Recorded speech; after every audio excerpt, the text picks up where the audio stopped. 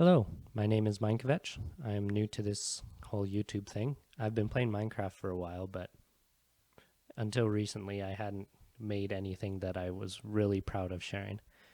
Today, though, I have something maybe a little new. I apologize. I tried to make this intro more engaging, but I suck at controlling it in the third person view from behind. I don't know how the other YouTubers do it. Anyway, today I have a sugarcane farm based off Silent Whisperer's design. To my knowledge, his design is the most efficient. At least it was. I'll start by comparing the different designs. For starters, here's Silent Whisperer's two-piston design, which is based on, I believe, one of his Discord members' designs. Anyway, see his video for attributions. It produces about 1100 every hour. Here's my improved design. It produces sugarcane about 13% faster. In Silent Whisperer's video, he mentioned that sugarcane will only grow 2 levels tall. It made me wonder if sugarcane would ignore updates once it has grown. According to my results, it seems to. My design removes all delay from when the observer detects the growth to when the harvesting piston fires. Here you can see my improved sugarcane farm design on the left overtaking his design on the right. Now comparing the triple piston farms. I found Silent Whisperer's design gets about 1440 sugarcane per hour. This is already a pretty massive boost over the two piston designs.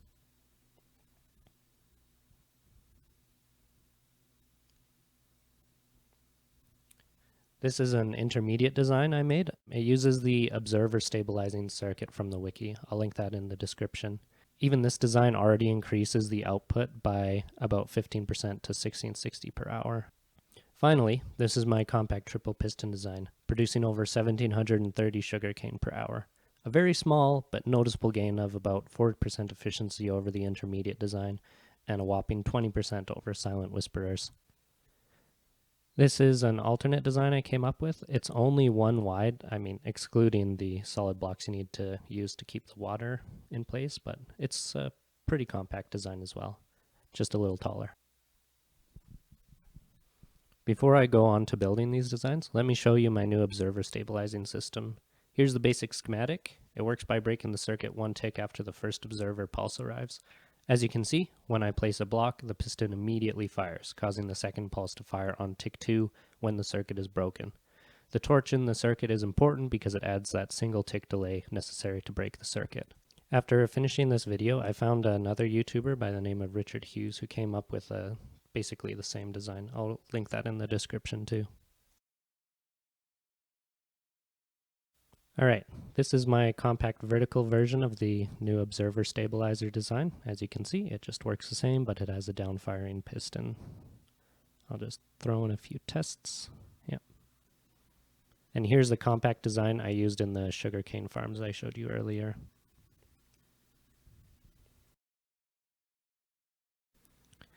Alright, now on to building these observer stabilizer circuits. I think they're also technically called monostable circuits, but I digress.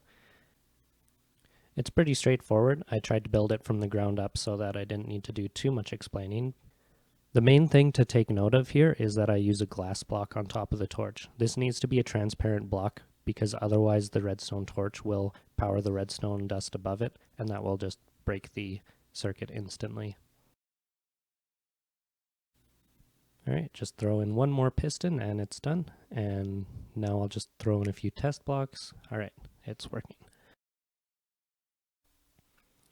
Now I'll show you how to build the compact vertical version. This one's pretty straightforward, so I won't waste your time with explanations. Just try to follow the schematic exactly as it is shown. If you do have any questions, feel free to ask them.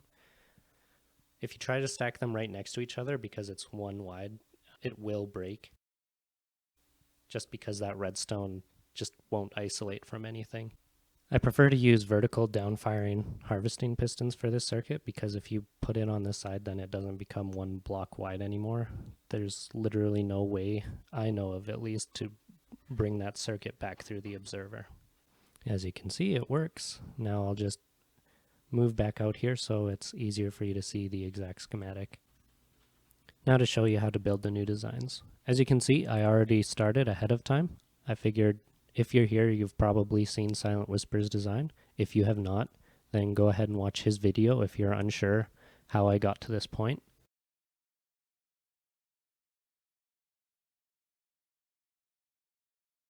For the single sugarcane plant farm, I'm going to build the compact design. There's no need to make it vertical since there's no intention of stacking it at this point.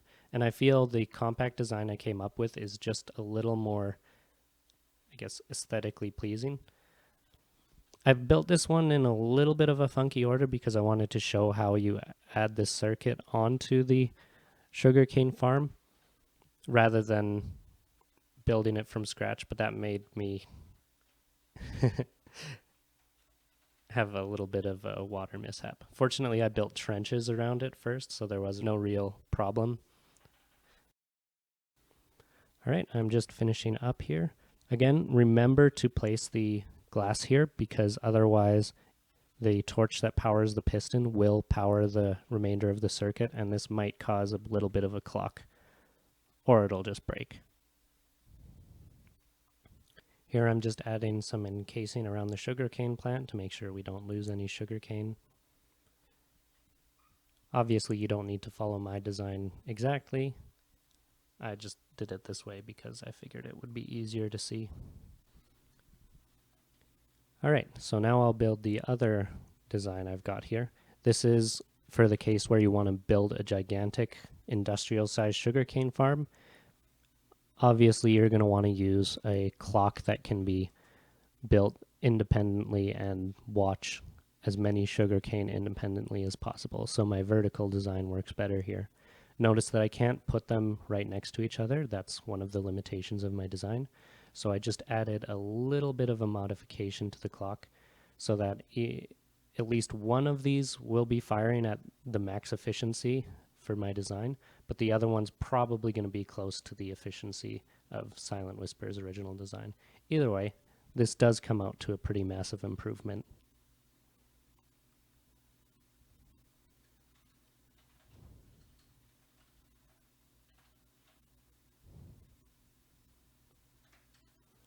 So for the second sugar cane, I'm just doing a really simple thing. Place a torch, place some glass because we don't want the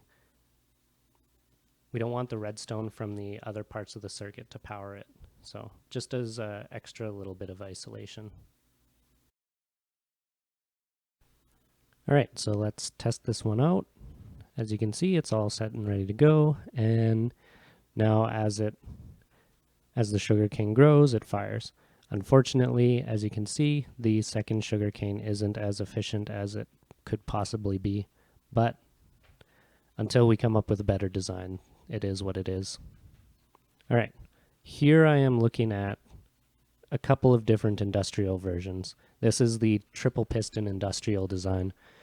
Again, I used the vertical observer stabilizer circuit, and it allows me to harvest about 44,000 sugarcane per hour. I needed to use a single quad speed unloader in order to make this work.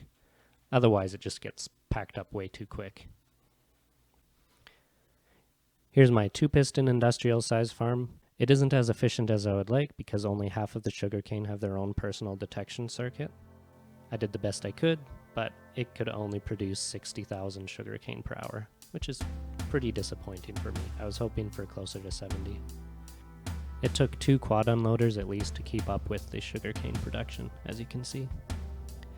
Thank you for bearing with me on this first video. I know it's pretty amateurish. I did my best, but there's still plenty to improve. I can't wait to see what you guys think. See ya.